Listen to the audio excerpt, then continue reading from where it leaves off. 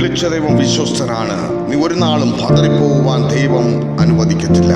ഒരു വ്യക്തിയല്ല നിന്നെ വിളിച്ച് വേർതിരിച്ചത്. നിന്റെ കൂട്ടുകാരനല്ല, നിന്റെ ചർച്ചിലെ പാസ്റ്ററല്ല, നിന്റെ ചർച്ചിലെ ഹല്ലേലൂയ മറ്റാരുമല്ല നിന്നെ വിളിച്ച് വേർതിരിച്ചത്. സർവശക്തനായ ദൈവം. നീ ഉരുവാകുന്നതിന് മുൻപേ അവൻ നിന്നെ അറിഞ്ഞിരുന്ന ദൈവം. നിന്റെ അമ്മയുടെ ഉദരത്തിൽ പിണ്ടാകാരമാകുന്നതിന് മുമ്പേ അറിഞ്ഞിരുന്ന ദൈവം. അതുകൊണ്ട് മകളെ നിങ്ങൾ ഭയപ്പെടരുത്. നിങ്ങൾക്ക് വിരോധമായി എഴുന്നേൽക്കുന്ന ഏത് ശത്രുവിൻ്റെയും തലയെ തകർക്കുവാൻ സർവശക്തനായ ദൈവം നിങ്ങളെ കൂടെയുണ്ട്. നിങ്ങൾക്ക് പ്രാർത്ഥിക്കുവാൻ കഴിയുമോ? നിങ്ങളുടെ ശുശ്രൂഷയിലാണോ നിങ്ങളെ തളർത്തുവാൻ ആഗ്രഹിക്കുന്നത്? നിങ്ങളുടെ ശുശ്രൂഷയിലാണോ നിങ്ങളെ മുന്നോട്ട് വിടുവാൻ കഴിയാത്ത നിലയിൽ ശത്രുവായി അവൻ എഴുന്നേറ്റ് നിൽക്കുന്നത്? അതോ നിങ്ങളുടെ ജീവിത സാഹചര്യത്തെ നോക്കിയാണോ അവൻ വെല്ലുവിളിക്കുന്നത്? അതോ നിങ്ങളുടെ വിദ്യാഭ്യാസത്തെ നോക്കിയാണോ വെല്ലുവിളിക്കുന്നത്? അതോ നിങ്ങളുടെ കുടുംബ ജീവിതത്തെ നോക്കിയാണോ വെല്ലുവിളിക്കുന്നത്?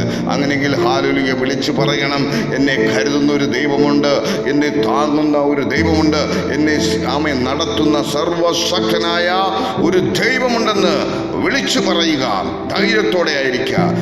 ആർക്കും നിങ്ങളെ തകർക്കുവാൻ കഴിയാത്ത നിലയിൽ അവൻ്റെ ഉള്ളം കരത്തിൽ നിങ്ങളെ താങ്ങത്തക്ക നിലയിൽ, കണ്ണിലെ കൃഷ്ണമണി പോലെ നിങ്ങളെ കരുതത്തക്ക നിലയിൽ, ശത്രുവിനെ വിട്ടുകൊടുക്കാതെ അവൻ നിങ്ങളെ പോറ്റുന്ന ദൈവമാകയാൽ, അവൻ നിങ്ങളെ കരുതുന്ന ദൈവമാകയാൽ നിങ്ങളുടെ സകല ചിന്താകുലങ്ങളും അവൻ്റെ മേൽ വെച്ചുകൊള്ളുക.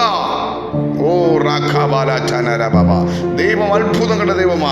അവനാണ് നിന്നെ വിളിച്ചത്, അവനാണ് നിന്നെ സൃഷ്ടിച്ചത്. ഹല്ലേലൂയ. നിന്റെ ഭാവി നോക്കുന്നത് നിന്റെ കൂട്ടുകാരനല്ല, നിന്റെ ഭാവി നോക്കുന്നത് നിന്റെ വീട്ടുകാരല്ല, നിന്റെ ഭാവി നോക്കുന്നത് നിന്റെ സഹപാഠികളല്ല, നിന്റെ കൂടെ സഹകരിച്ചവരല്ല നിന്റെ ഭാവി നോക്കുന്നത്. സർവശക്തനായ ദൈവമത്രേ.